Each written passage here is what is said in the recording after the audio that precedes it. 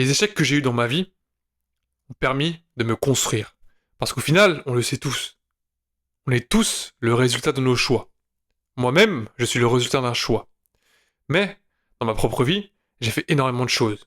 Des choix qui m'ont amené à des échecs. Et des choix qui m'ont amené à des résultats. Mais souvent, et tu le sais aussi bien que moi, on se rappelle plus de nos échecs que de nos réussites. Parce que les échecs, ça fait mal. Ça reste là-dedans. Alors que tes réussites, sérieusement, on les oublie assez rapidement. Un peu de champomis, et c'est déjà oublié. Alors que les échecs, non, sérieusement, ça fait tellement mal. Tu sais, le premier échec que j'ai eu dans ma vie, c'est quand j'avais 16 ans. À cette époque, j'étais un gros geek. Mon seul objectif, c'était de jouer aux jeux vidéo.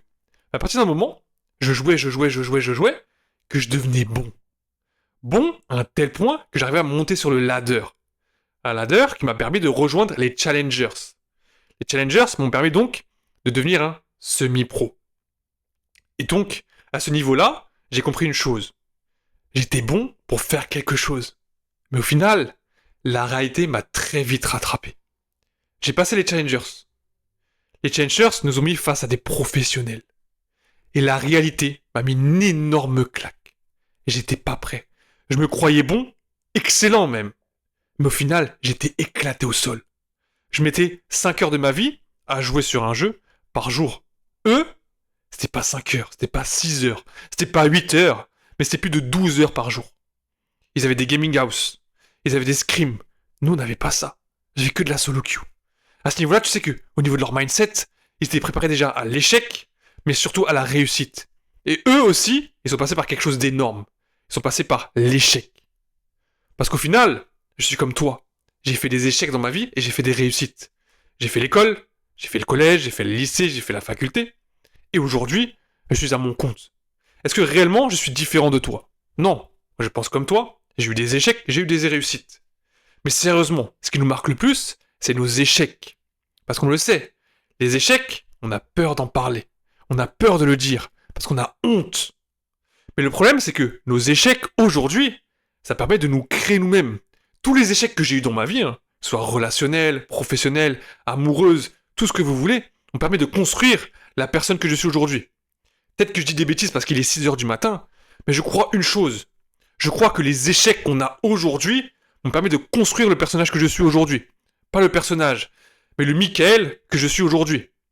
Alors certes, ça paraît mégalomane, ça paraît manichéen, mais en soi, c'est une réalité. Et je pense que toi aussi, tu sais que les échecs que tu as faits aujourd'hui a permis de te construire. Il faut pas oublier que les échecs, c'est quelque chose qui m'a permis d'avancer et qui te permet d'avancer. Dans les échecs, tu apprends. Et lorsque tu apprends, tu avances. Parce que le plus important en soi, c'est pas les échecs. Ça, c'est ce qu'on se dit dans notre cerveau. Mais les échecs te permettent d'avancer. Et lorsque tu avances, tu exécutes. Et si tu exécutes, tu vas réussir à allonger les réussites. Transformer donc tes échecs en réussites. Est-ce que les échecs ne sont pas des réussites en retard? C'est ça qu'il faut se poser la question aussi. Et surtout, ce qui est drôle, c'est que nous, en tant qu'hommes, on a du mal de parler de nos échecs. Tu vois, pour te donner un exemple, les seules fois où j'ai parlé de mes échecs, c'était avec mes business partners.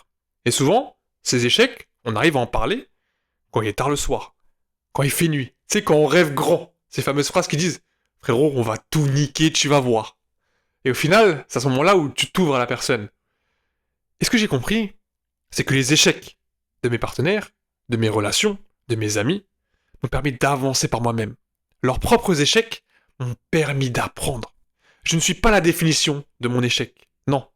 L'échec est uniquement une partie de moi. Quelque chose que je dois passer outre. Souvent, je dis que on a des perspectives d'avenir. Ou du moins, la société te donne des perspectives d'avenir. Ce qui est très bien en soi, pour les personnes qui ne veulent pas réfléchir par eux-mêmes. Tu sais, les drifters et les non-drifters. Je pense que il y a une catégorie de drifters, c'est-à-dire des personnes qui ne pensent pas par eux-mêmes, contrôle de masse, société, télévision, réseaux sociaux, etc., etc.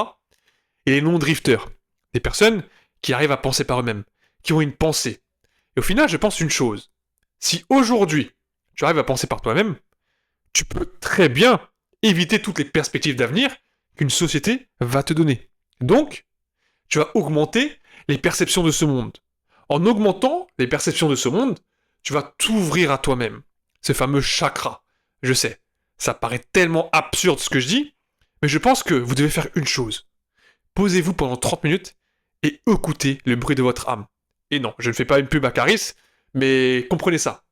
La première fois où je me suis arrêté pendant 30 minutes et que j'ai écouté ce que mon cerveau avait à me dire, tu te rends même pas compte toutes les dingueries qu'il m'a dit. Et pourtant, de base, je suis quelqu'un qui a beaucoup d'informations dans la tête. J'écoute des podcasts tous les jours. Tous les jours, tous les jours, tous les jours. Je m'améliore en tout. Psychologie, analyse, raisonnement. Parce qu'en fait, j'ai toujours dit, hein, je veux la connaissance ultime. Je sais, c'est très mégalomane.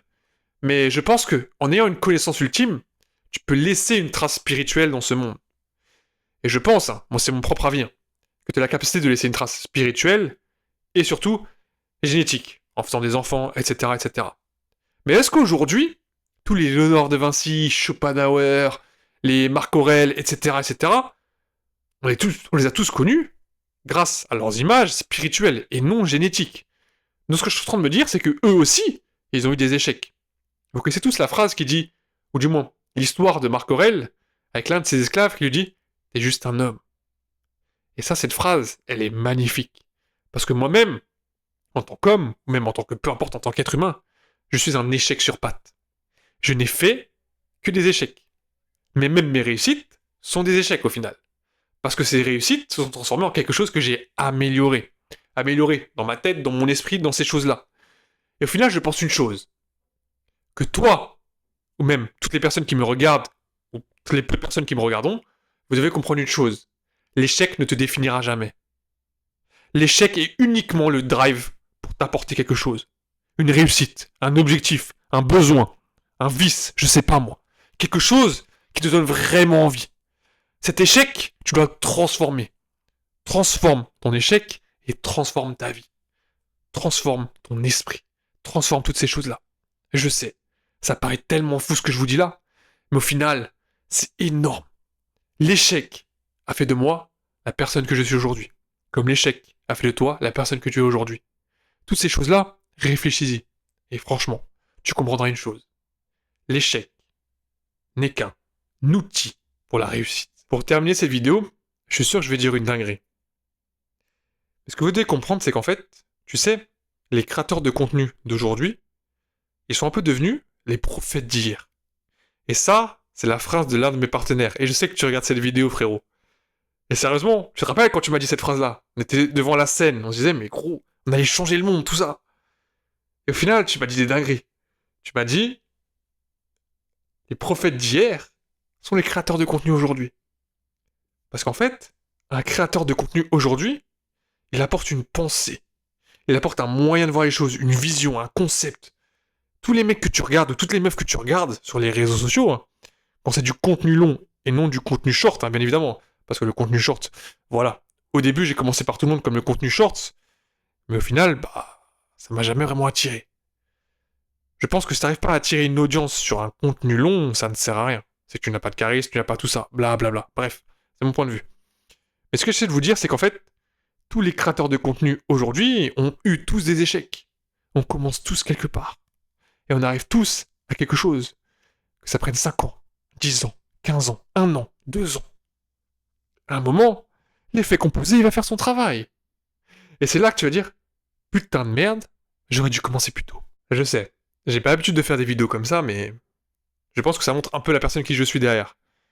Parce que derrière une caméra, je reste quand même, Michael. Je reste une personne comme vous, et j'adore philosopher. Parce qu'au final, j'ai fait des études littéraires.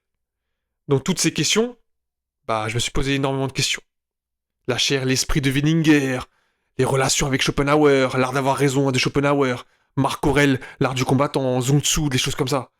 J'ai lu tellement de livres dans ma vie que je me pose énormément de questions. Et est-ce qu'au final, moi-même, je me trompe pas? Ce que j'essaie de dire par là, c'est que les échecs que j'ai eus vont peut-être se transformer en ce qu'on appelle les victoires. Mais je te l'ai dit, moi ce que je veux, c'est la connaissance ultime. C'est pas ce que je veux, c'est ce que je vais faire. C'est avoir la connaissance ultime. C'est pour ça que je t'ai dit que j'écoute énormément de podcasts, j'écoute énormément de livres audio. Et un jour, j'obtiendrai ce que je veux. Et ça, peu importe les échecs, peu importe les réussites, j'ai un seul objectif et j'y arriverai. Merci à tous d'avoir suivi cette vidéo. C'était Mickaël, le consultant préféré de ton entrepreneur préféré. On se retrouve pour la prochaine vidéo. Allez, ciao!